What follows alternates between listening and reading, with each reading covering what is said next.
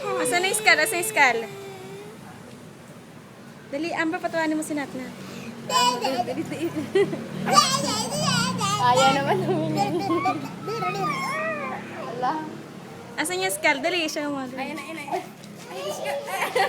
Takot, takot, takot, takot.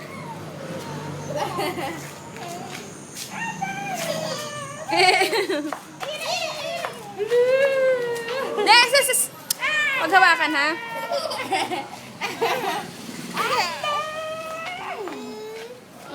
Ay, yung sipon.